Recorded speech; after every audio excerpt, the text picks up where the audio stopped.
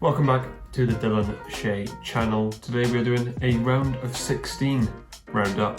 Next up, the quarters. The World Cup is going by very quickly. Let's get straight into it. Let's get into Netherlands versus USA, and well, USA's run comes to an end. And what has been quite a good tournament for them, I would say. You know, to get past the group, I think they had a tough group in England, Wales and Iran. They beat Iran comfortably. They were the better side against Wales and they got an unbelievable result against England. And I think it prepares them nicely for the 2026 World Cup, which they will host, of course. And it just seems like America is getting more and more into football. The MLS is always improving.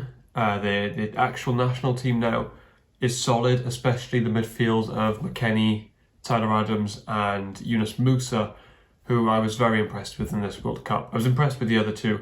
You know, Tyler Adams I thought had a very good World Cup, and Leeds fans I know have been very impressed with him. But Yunus Musa is young. I think he's like 19 years old, and the way he carries the ball and the amount of energy that he has is very impressive. And I think the midfield is a very good, having that sorted for the next 10 years like America now have with those three, I think is very important and good for them. All they need now is a few more, hopefully they can develop a few more attackers, maybe a bit of a better defence and a keeper, and yeah, I mean, they're looking strong for the 2026 World Cup. But the sport is always growing in America, even though Dana White said today that he hates football.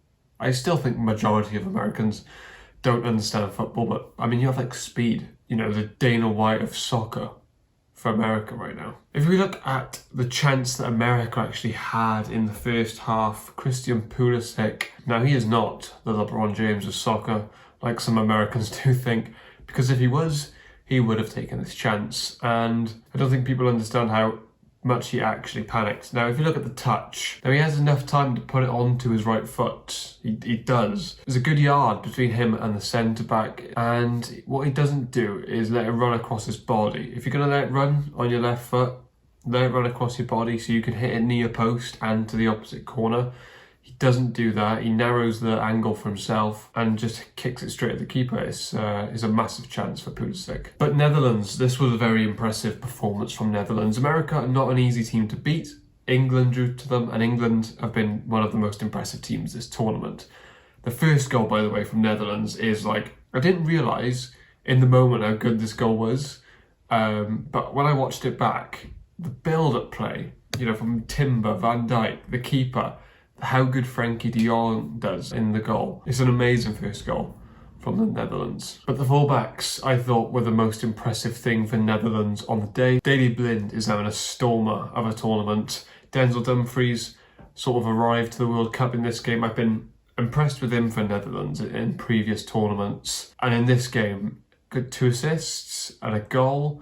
Involved in every goal Netherlands scored. Yeah, what a performance from him. But I thought Blind was man of the match. I thought he was the better fullback out of the two. The cross to Dumfries is, you know, very good. His goal as well, which was a Dumfries assist, I thought Blind took it very well. And Netherlands looked very impressive, and a tough game next against Argentina. I'm not completely sure who's going to win that one. Speaking of Argentina, let's move on to Argentina versus Australia. And this was one of the more fun games, I think, that was on in the round of 16. I mean, it wasn't vintage Messi, but it was quite close in terms of his impact on the game and some of the moments that he had. It was amazing. You know, he's one of the most enjoyable players to watch. He just has it all. The first goal, by the way, the goal that he scores, everything comes from him. You know, he presses, wins a throw-in, then they win a free kick, and then he swings the free kick in, which is a good cross. The ball comes back out to him, he lays a 1-2, and it's an amazing finish into the bottom corner. Just so clever. Julian Alvarez is having a very impressive World Cup. I think it's 3 goals now for him. And Matt Ryan there, you just have to kick the ball away. You know, I like the passing around the back. I understand if someone's pressing you. You know, if there's players in the right positions, you can play out from it and then have your own attack. But in that situation, just kick the ball away. There's no goal. If you kick the ball away, they have the ball. So I'm not saying kick the ball away every single time, but in a situation like that, you just kick it away and it ends up, you know, Argentina winning from that goal really. So I think it's poor from Matt Ryan, but obviously good from Julian Alvarez, who I think has cemented his spot in the striker role, maybe for Lautaro Martinez, because he was very bad this game. It was like Higuain 2.0 in this game. Remember the Higuain in the final against Germany? It was a bit like that. He was very bad, Lautaro Martinez. Now these next two things are a little bit why football annoyed me in today's game. Now, if you look at Australia's first goal, now how many times do we see a player on the edge of the box either pass sideways or just when they shoot, they just smash it over the bar? It happens all the time.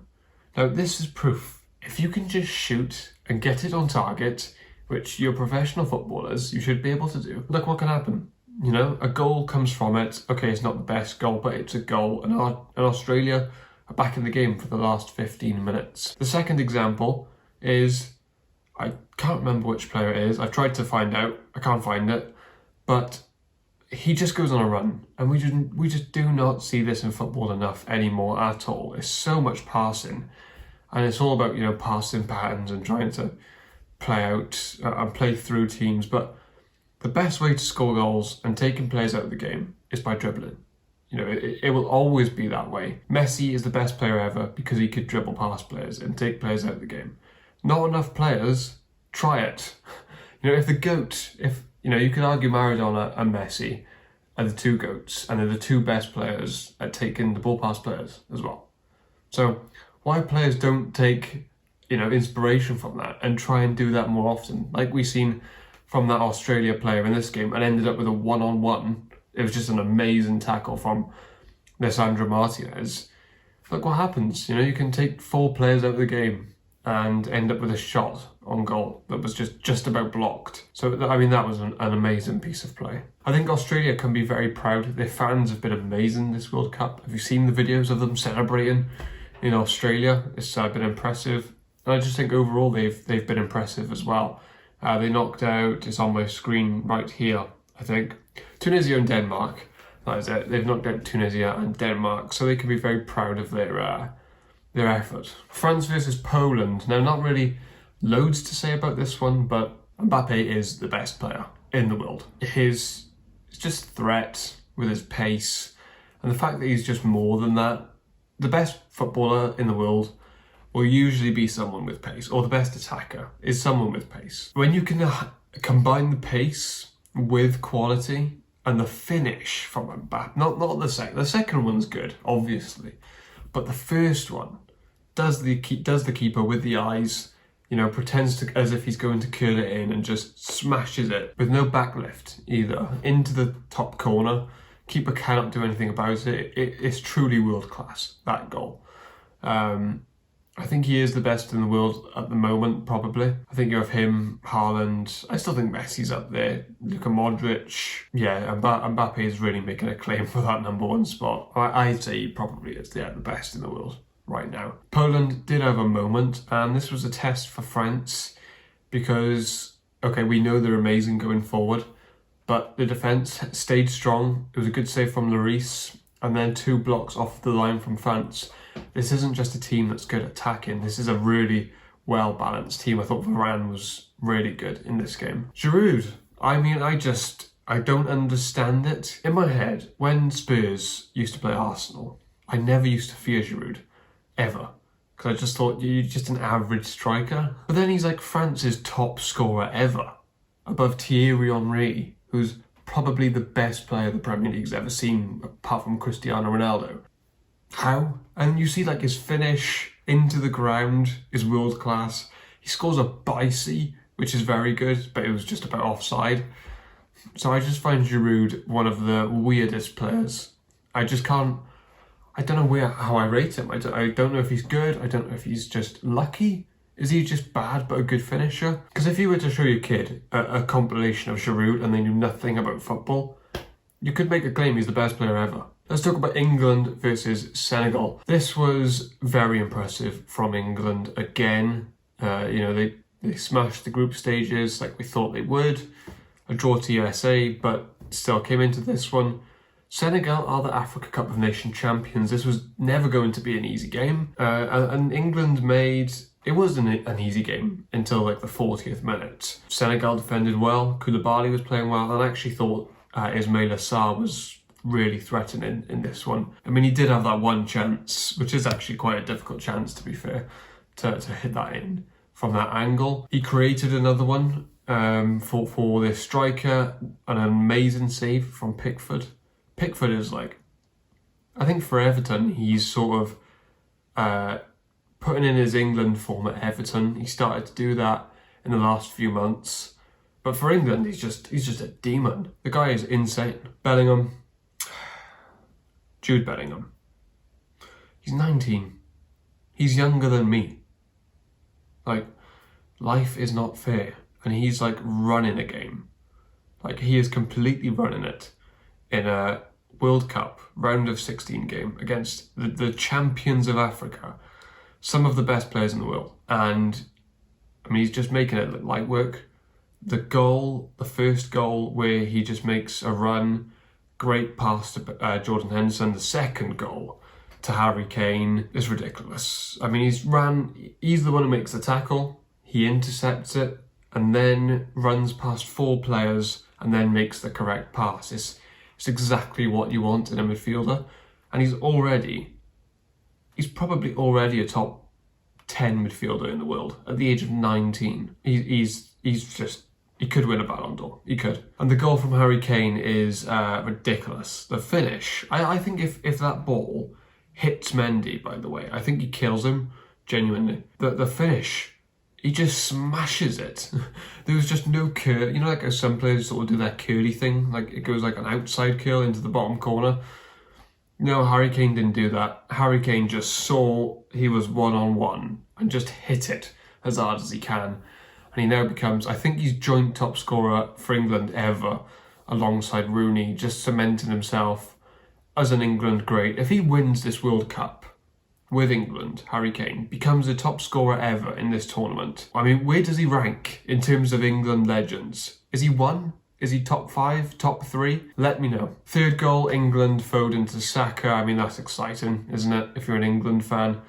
Saka's just looked great this World Cup. Foden's looked great when he comes on. Yeah, England, they're in this golden generation. Bellingham, Saka, Foden for the next 10 years is just not fair. And it sets up France versus England, which honestly could be the final. I mean, there's 2 other teams that impressed as well this round, but these 2 are the ones, aren't they? I mean, I'd say Brazil as well.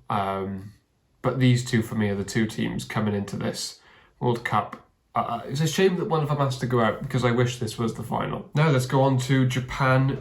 Japan versus Croatia. Japan have been the team of the tournament, I think. Can we all agree on that? That Japan have been... They've stolen the show for me. There was a moment where Japan and Costa Rica were first and second, and Spain and Germany were third and fourth. They've beat Spain, they've beat Germany, they knocked Germany out of the World Cup. I think their play style, just so fast, so direct, defensively work really hard for each other. And they were just really exciting. And I wish they did sort of beat Croatia. I mean, I did predict Croatia to get to the quarterfinals, so a bit of me is actually quite glad that Croatia won. But I would have liked to see Japan go to the quarters. I think that would have been good and deserved as well. They've had a fantastic World Cup. I think one of their fans will be very happy with it. The Japanese people will be delighted with how it's gone. It's funny because they've actually lost. The only games they've lost is when they've gone 1-0 up or when they've started winning.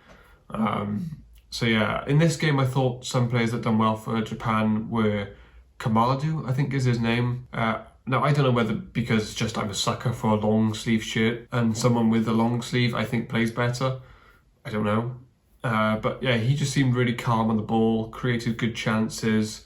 I was impressed with him. But Croatia, like I said, I did predict them to go into the quarter-final of the World Cup. And yeah, I'm not surprised they beat Japan. That defence of Croatia is solid. Gvardiol looks really exciting. Lovren has been really good this tournament. The whole defence, the keeper had a stormer in the penalties as well for Croatia. The midfield, for me, every time I've watched Luka Modric play football, I don't think there's ever been once where he's not been in the top 3 players on the pitch.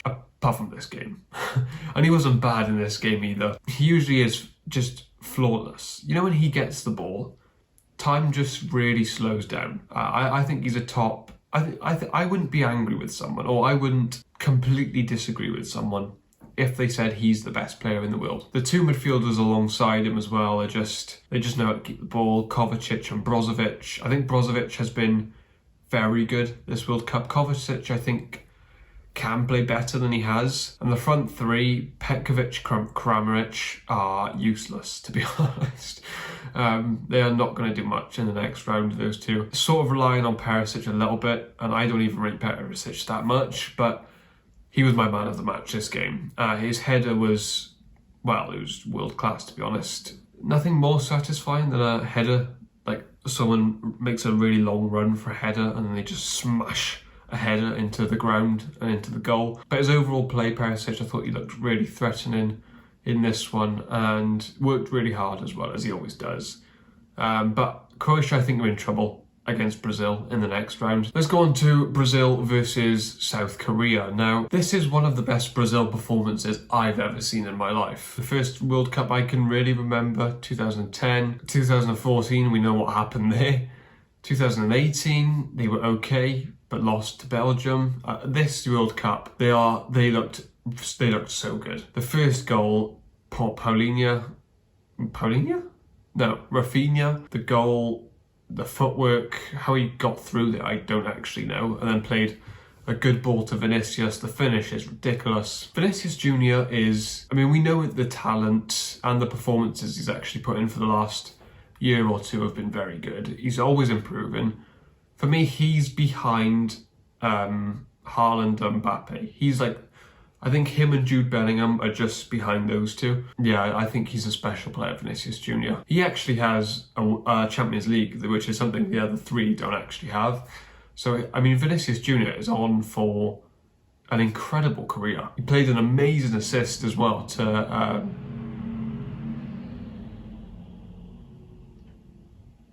to Lucas Paqueta, who I thought was very good as well. A little chip, Paqueta volleys it into the goal, so Vinicius was amazing. We have to talk about Richarlison's goal. Now, the touch, by the way, from Richarlison, I mean, the header for a start, like the 3 headers in a row, amazing. Then touches it down, good pass to, I think it was Paqueta then. And the touch from Thiago Silva passes it to him.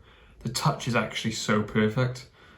The touch is basically anywhere else and he would have struggled to score. It was just so good from Richarlison. Been one of the most impressive players this tournament. And you could argue he has actually the 2 best goals in this tournament as well. Even that penalty from Neymar was just disrespectful. I mean, talking about disrespectful, we have to talk about how much of a clown Roy Keane is for his comments on Brazil, saying they were disrespectful for dancing. I mean, Roy Keane, have you never watched Brazil play football before? Like, this is... Like, the culture sort of Brazil is just, you know, playful, fun, having fun whilst playing football. That's the point of Brazil. It's not the point of Brazil, but we know people in Brazil, you know, like to express themselves, especially when playing football. And it's just, why are people so constantly trying to, like, make football very boring? It's like when someone wins in the Premier League and they celebrate. You have like Gabby Bonneho on TalkSport saying, "Why is he celebrating like that?" He sounds nothing like that, but you know what I mean. Yeah, I thought it was a very TalkSport comment from Roy Keane. It was stupid and it was just boring. Do you know what's worse than dancing after a goal? Is trying to end someone's career. That's worse. Football is... Look, the world is in a very bad place. And football is a place for entertainment. Brazil bought entertainment. I'm pretty sure 99% of people, you know, thought what Brazil was doing was cool.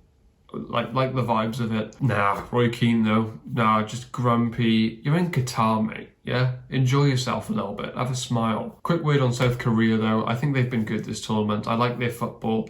They have a few players that are exciting, especially in midfield. They did very well to get out of the groups as well. A big achievement for them. And in this game, I mean, anyone can get smashed by Brazil. What I would say for South Korea is you'd rather get smashed by Brazil than go out in the group stages. And also an amazing goal from South Korea as well. Spain versus Morocco. Now, I did say I wasn't impressed with Spain. Run the clip. Quickly about Spain. I'm not too impressed. They finished second in the group to Japan, of course. There's just not enough intensity for me from Spain. All Costa Rica had to do was score another one against Germany, and Spain are out. Spain's passing, it's good. They keep the ball well. I think Rodri's been fantastic this World Cup. I still cannot believe they didn't take Thiago. For me, possession isn't enough.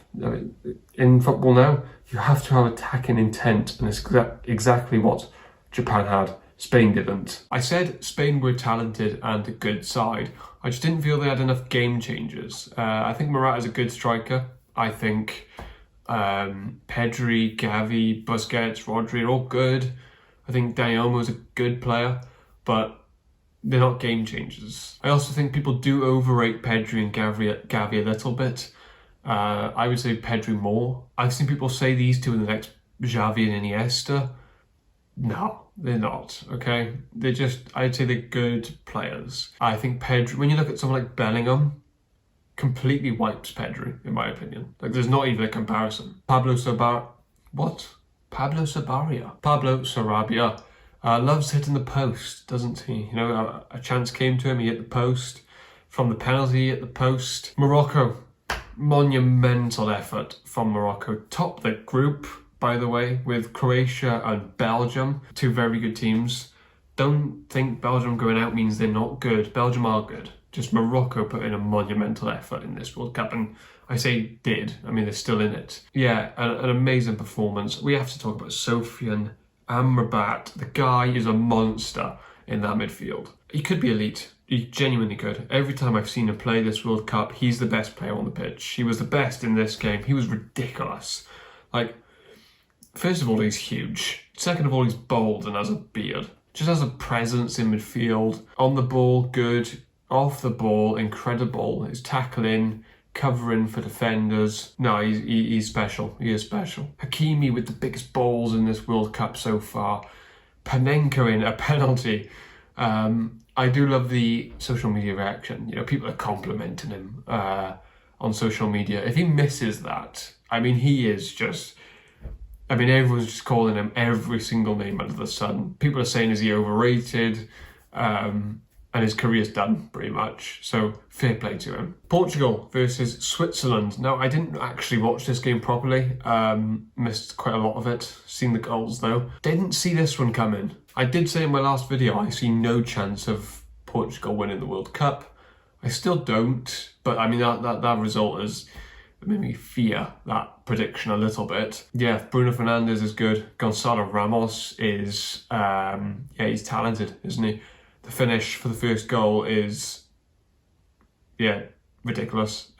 Near post annoys me when people say keepers should have it. Well, no, because if it's a good enough shot, then the keeper just can't save it. So it's impossible. And that's exactly what Gonzalo Ramos' shot was. It was just impossible to save. Seemed like João Felix had a good game, though, in this one. A player we just want more from.